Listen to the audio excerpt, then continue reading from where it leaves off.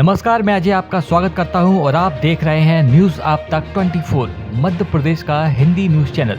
चलिए देखते हैं मध्य प्रदेश की 25 मुख्य खबरों को, लेकिन उससे पहले कमेंट करके हमें बताइए कि आप न्यूज़ किस जिले से देख रहे हैं। साथ ही वीडियो को लाइक, शेयर और चैनल को सब्सक्राइब करना ना भूलें। हमारे फेसबुक पेज को भी फॉलो करना ना भूलें, जिसका लिंक डिस्क्रिप्शन बॉक्स में दिया गया है। भोपाल में निजी स्कूलों ने इस सत्र के पाठ्यक्रम की सूची सार्वजनिक नहीं की। डीईओ ने नहीं की कार्यवाही। नया सत्र शुरू होने से पहले निजी स्कूलों को पाठ्यक्रम व फीस की सूची सार्वजनिक करनी थी, लेकिन शिकायत न मिलने का बहाना बनाकर अधिकारी स्कूलों को बचाने में जुटे हैं। मुख्यमंत्री के निर्देश के बाद भी अधिकारी निजी स्कूलों पर कोई कार्यवाही नहीं कर रहे हैं। सभी स्कूलों को 31 मार्च तक पाठ्यक्रम की सूची जिला शिक्षा अधिकारी को सौंपनी थी। अब तक 323 स्कूलों में से सिर्फ 54 ने सूची सौंपी है। इसके अलावा 12 निजी स्कूलों के अभिभावकों ने कलेक्टर से शिकायत की थी कि उन पर एक ही किताब दुकान से पाठ्य सामग्री खरीदने के लिए बाध्य किया जा रहा है। कलेक्टर के निर्देश पर जारी किए गए 1 दर्जन स्कूलों में से सिर्फ एक ने नोटिस का जवाब दिया है। अब जिला स्तरीय मान्यता समिति की बैठक में कार्यवाही के लिए निर्णय लिया जाएगा। बता दें कि 3 अप्रैल को निजी स्कूलों व बुक सेलरों की सांठगांठ से चल रहे कमशीनखोरी को रोकने के लिए जिला प्रशासन की कार्यवाही के बाद अब तक कोई कार्यवाही नहीं की गई। भोपाल में अमरनाथ यात्रा के लिए सोमवार से पंजीयन शुरू। भारी संख्या में श्रद्धालुओं जाने की उम्मीद। अमरनाथ यात्रा इस बार 29 जून से शुरू होगी। यात्रा इस बार 40 दिन की ही होगी। 19 अगस्त को यह समाप्त हो जाएगी। यात्रा पर जाने से पहले श्रद्धालुओं का अग्रिम पंजीकरण जरूरी है, जो 15 अप्रैल से शुरू होगा। यात्रा पर जाने के इच्छुक श्रद्धालु आधिकारिक वेबसाइट पर पंजीकरण करा सकते हैं। इसके अलावा मोबाइल एप्लीकेशन श्री अमरनाथ जी यात्रा से भी पंजीयन हो सकता है। ओम शिव शक्ति सेवा मंडल के सचिव रिंकू भटेजा ने बताया कि आज से भोपाल स्थित जम्मू कश्मीर बैंक जवाहर चौक एवं Punjab national bank new market में बायोमेट्रिक के माध्यम से एवं ऑनलाइन के माध्यम से अमरनाथ यात्रा के लिए पंजीयन शुरू हो जाएंगे। पंजीयन हेतु यात्री का श्राइन बोर्ड द्वारा अधिकृत चिकित्सक द्वारा प्रदाय किया हुआ है। कंपलसरी हेल्थ सर्टिफिकेट अनिवार्य होगा। इसके साथ यात्री का आधार कार्ड की फोटोकॉपी, स्वयं की फोटो आवेदन के साथ 150 रु फीस जमा करना होगा। ऑनलाइन पंजीयन के लिए 250 का शुल्क श्राइन बोर्ड द्वारा निर्धारित किया गया है। मंडल सचिव रिंकू भटेजा ने आगे बताया कि मंडल द्वारा श्राइन बोर्ड से मांग पर भोपाल में कंपलसरी हेल्थ सर्टिफिकेट बनाने वाले चिकित्सकों की संख्या बढ़ाई गई है। इंदौर में रेलवे स्टेशन पर तेजी से बढ़ रहा दबाव, बढ़ानी होगी संख्या। विभाग के पास कोई योजना नहीं। रेल मंत्रालय इंदौर रेलवे स्टेशन का कायाकल्प कर 494 करोड़ रुपए खर्च करने की योजना बना रहा है, लेकिन भविष्य में ट्रेनों की संख्या बढ़ने पर इंदौर में स्टेशन भी बढ़ाने होंगे। इसके लिए फिलहाल रेल प्रबंधन के पास न कोई योजना है और न ही सांसद व अन्य जनप्रतिनिधि इस दिशा में कोई कारगर योजना बना रहे हैं। रतलाम रेल मंडल में सबसे ज्यादा राजस्व देने वाले इंदौर रेलवे स्टेशन पर रेल यातायात दबाव इतना अधिक हो गया है कि लंबी दूरी ट्रेनों का संचालन अब महू और लक्ष्मीबाई नगर रेलवे स्टेशन से किया जा रहा है।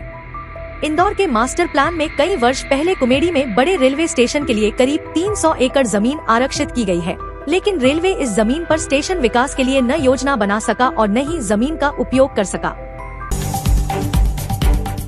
20 रुपए प्रति किलो में चावल खरीद कर बेचता था व्यापारी, कलेक्टर को भेजी रिपोर्ट। ग्वालियर में पीडीएस राशन को लेकर गड़बड़ी बंद नहीं हो रही है। हाल ही में जो चावल खाद्य विभाग की टीम ने पकड़ा था वह पीडीएस की सप्लाई से ही खरीदा गया था। जिस कारोबारी की गाड़ी 10 बैग चावल के साथ पकड़ी गई, उसके बयान दर्ज किए गए। बयानों में उसने कहा कि वह पीडीएस की दुकानों से चावल लेने वाले हितग्राहियों से चावल 20 रुपए प्रति किलो में खरीद लेता था और बेच देता है।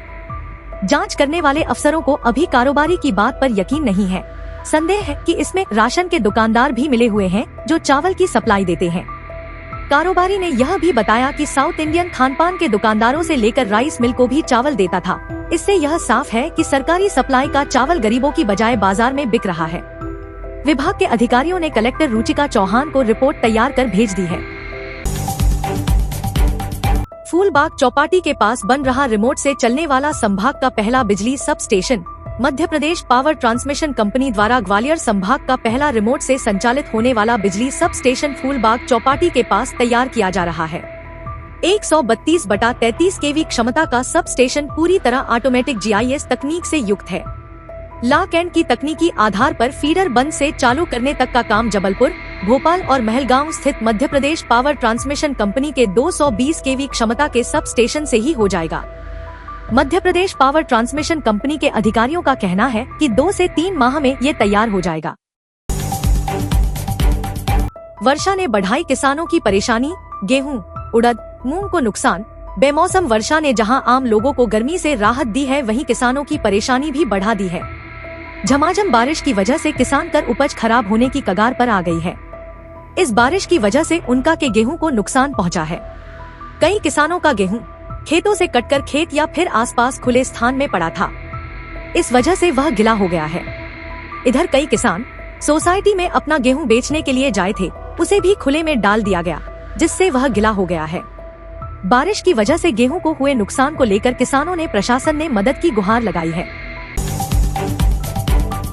एल्गिन अस्पताल में प्रसूताओं के लिए बढ़ाए जाएंगे 100 बिस्तर, इसमें होगी ओपीडी। जबलपुर के एल्गिन अस्पताल परिसर में स्थित नर्सिंग कॉलेज की जगह पर हॉस्पिटल की एक्सटेंशन बिल्डिंग बनेगी। इसके निर्माण से अस्पताल में प्रसूताओं के लिए 100 बिस्तर बढ़ जाएंगे।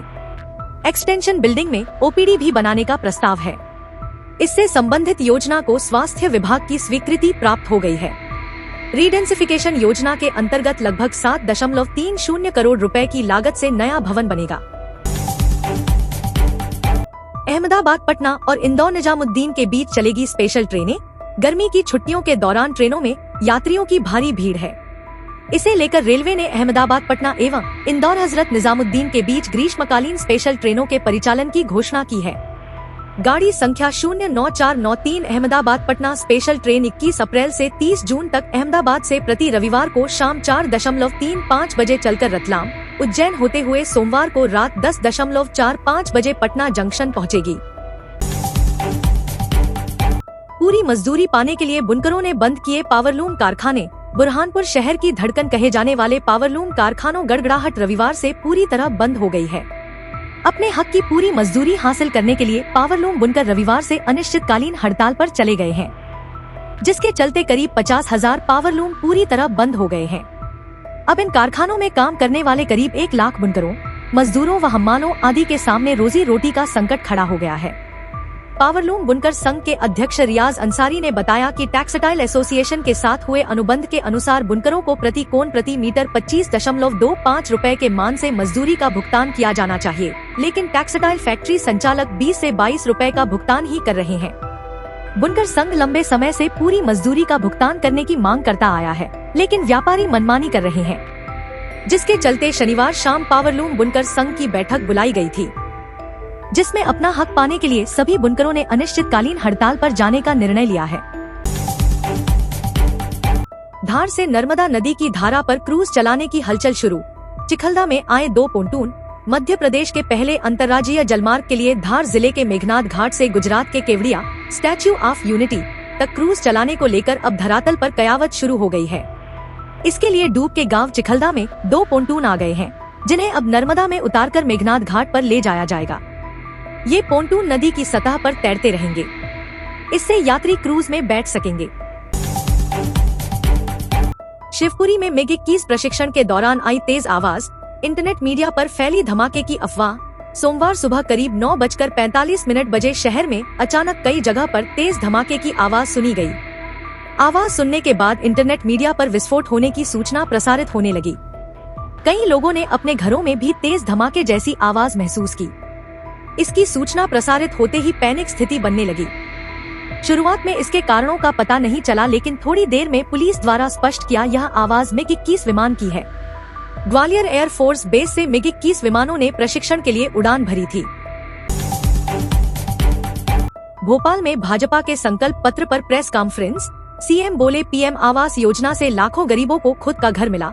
लोकसभा चुनाव के लिए भाजपा के संकल्प पत्र अथवा घोषणा पत्र पर एमपी के मुख्यमंत्री डॉक्टर मोहन यादव और एमपी भाजपा अध्यक्ष वीडी शर्मा ने स्टेट मीडिया सेंटर पर मीडिया से बात की। इस अवसर सीएम ने कहा कि प्रधानमंत्री नरेंद्र मोदी के विजन के कारण एमपी के हजारों बेघर लोगों को स्वयं का घर मिल गया है।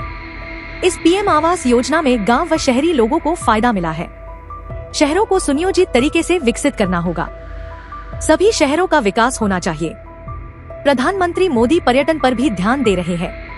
इसमें कई संभावनाएं सामने आ रही है। सीएम ने कहा कि पीएम की हर गारंटी पूरी होगी।